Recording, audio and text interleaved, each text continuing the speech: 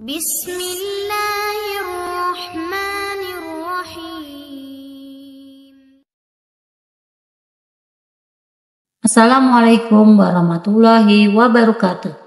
Sahabat Hasanah Islam yang diberkati oleh Allah Subhanahu wa Ta'ala. Selamat datang kembali di channel yang selalu membawa kisah-kisah penuh inspiratif dan penuh hikmah.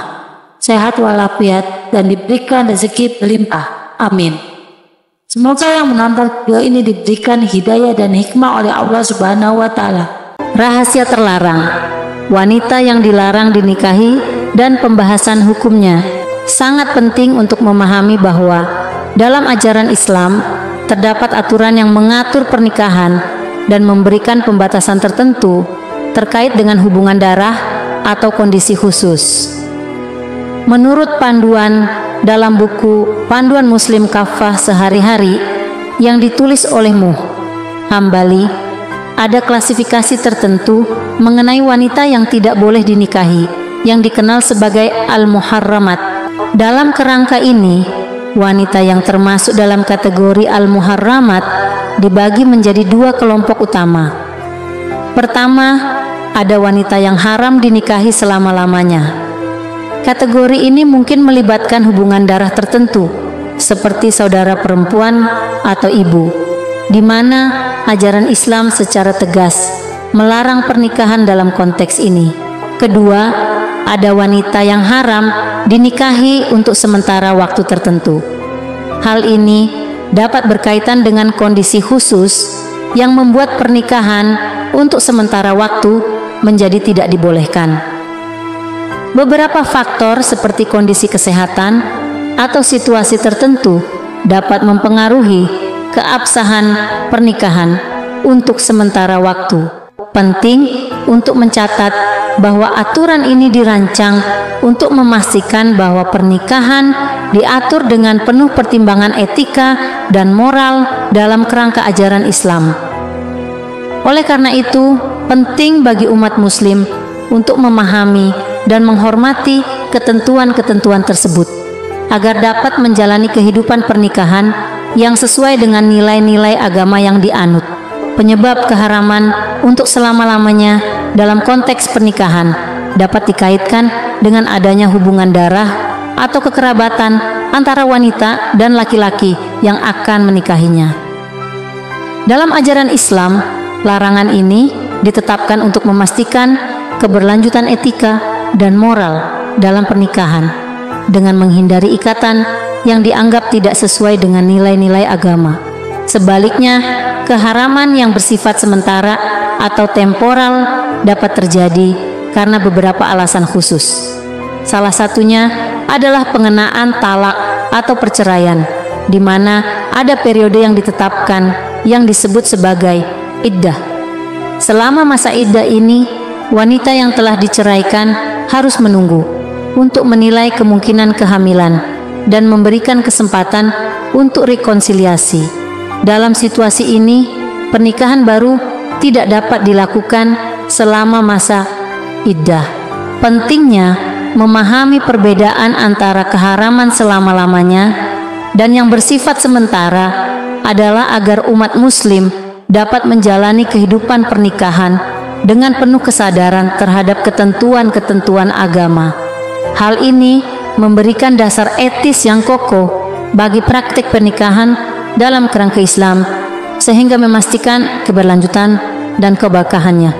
Dalam konteks keharaman yang bersifat sementara, Muhammad Utsman Al-Qasid memberikan penjelasan melalui bukunya yang berjudul Fikih Wanita 4 Mazhab, Warisan, Nikah, dan Talak. Al-Qasid menyoroti bahwa jika penyebab keharaman tersebut telah hilang, maka wanita tersebut menjadi boleh dinikahi dan status hukumnya berubah menjadi halal. Menurut penjelasan dalam buku Fikih Wanita 4 Mazhab, konsep ini dapat ditemui dalam konteks warisan, pernikahan, dan talak, perceraian. Pendekatan ini mencerminkan upaya untuk menjaga keadilan dan etika dalam praktik-praktik kehidupan sehari-hari dengan mempertimbangkan kondisi-kondisi khusus yang dapat mempengaruhi hukum pernikahan. Dalam bukunya, Al-Qasid merujuk pada Kitab Fikih Islam wa Adilatuhu karya Wahbah Az-Zuhaili yang memberikan daftar wanita yang diharamkan untuk dinikahi selama-lamanya dan yang diharamkan untuk sementara waktu. Informasi ini memberikan pedoman bagi umat muslim untuk memahami aturan-aturan yang mengatur pernikahan dalam kerangka ajaran Islam, sehingga dapat menjalani kehidupan pernikahan dengan mematuhi ketentuan agama dan nilai-nilai moral yang dijunjung tinggi. Wanita yang dilarang dinikahi selamanya. Wanita yang diharamkan untuk dinikahi oleh seorang pria untuk selamanya didasarkan pada alasan permanen yang melekat pada hubungan tersebut. Hal ini mencakup hubungan kekerabatan, seperti sebagai anak kandung, ibu kandung, dan saudara kandung. Pengharaman ini dibatasi oleh 3 alasan utama, yaitu A. Hubungan kekerabatan. Ada 4 sebab wanita dilarang dinikahi, yaitu 1. Orang tua dan nasab ke atasnya. Pernikahan dilarang antara seseorang dengan orang tuanya atau leluhurnya. 2. Anak dan nasab ke bawahnya. Pernikahan tidak diperbolehkan antara seseorang dengan anaknya atau keturunannya. 3. Anak orang tua. Pernikahan diharamkan antara keturunan dari satu orang tua, baik itu ibu atau ayah, meskipun derajatnya jauh. 4. Generasi pertama atau bertemu secara langsung. Pernikahan tidak diizinkan antara keturunan yang langsung berasal dari anak-anak kakek dan nenek. Wanita dilarang dinikahi karena adanya hubungan perbesanan, yaitu 5. Istri orang tua. Pernikahan dilarang antara seorang pria dengan istri dari orang tuanya. 6. Istri anak. Pernikahan tidak diperbolehkan antara seorang pria dengan istri dari anaknya. 7. Orang tua istri dan nasab ke atasnya. Pernikahan diharamkan antara seseorang dengan orang tua dari istrinya atau leluhurnya. Opca. Keturunan istri dan nasab ke bawahnya. Pernikahan tidak diizinkan antara seseorang dengan keturunan dari istrinya atau keturunannya. Penting untuk memahami dan menghormati pembatasan-pembatasan ini dalam ajaran Islam guna menjaga kesucian dan etika dalam institusi pernikahan. Kelompok wanita yang diharamkan untuk dinikahi akibat hubungan persusuan, yaitu 9. Ibu dari seseorang dari susuan dan nasab. Ke atasnya, pernikahan dilarang antara seorang pria dengan ibu dari individu yang disusui dan keturunannya. 10. Keturunan dari susuan dan nasab di bawahnya. Pernikahan tidak diperbolehkan antara seorang pria dengan keturunan dari individu yang disusui dan keturunannya. 11. Keturunan kedua, orang tua dari susuan. Pernikahan diharamkan antara seorang pria dengan keturunan dari orang tua kedua yang terlibat dalam hubungan persusuan. 12. Keturunan langsung kakek dan nenek dari susuan. Pernikahan tidak diizinkan antara seorang pria dengan keturunan langsung dari kakek dan nenek yang terlibat dalam hubungan persusuan. 13. Ibu mertua dan neneknya dari susuan dan nasab ke atasnya. Pernikahan dilarang antara seorang pria dengan ibu mertua dan neneknya dari individu yang disusui dan keturunannya. 14. Istri bapak dan istri kakek dari susuan dan nasab ke atasnya. Pernikahan diharamkan antara si orang pria dengan istri bapak dan istri kakek dari individu yang disusui dan keturunannya. 16. Istri anak, istri kuku dari anak laki-laki dan anak perempuan serta nasab di bawahnya.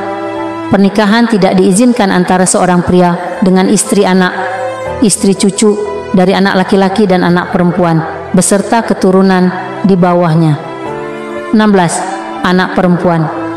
Istri dari susuan dan cucu. Perempuan dari anak-anaknya dan nasab di bawahnya.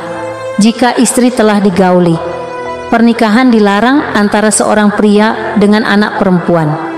Istri dari individu yang disusui, cucu perempuan dari anak-anaknya dan keturunan di bawahnya. Jika istri tersebut telah digauli, wanita yang tidak boleh dinikahi ini turut disebutkan dalam Al-Quran surah An-Nisa ayat 22-24. Allah Subhanahu wa Ta'ala berfirman, yang artinya, janganlah kamu menikahi wanita-wanita yang telah dinikahi oleh ayahmu, kecuali kejadian pada masa yang telah lampau. Sesungguhnya perbuatan itu sangat keji dan dibenci oleh Allah, dan seburuk-buruk jalan yang ditempuh. Demikianlah video tentang wanita yang dilarang dinikahi dan pembahasan hukumnya. Wallahu a'lam bishawab. Wassalamualaikum warahmatullahi wabarakatuh.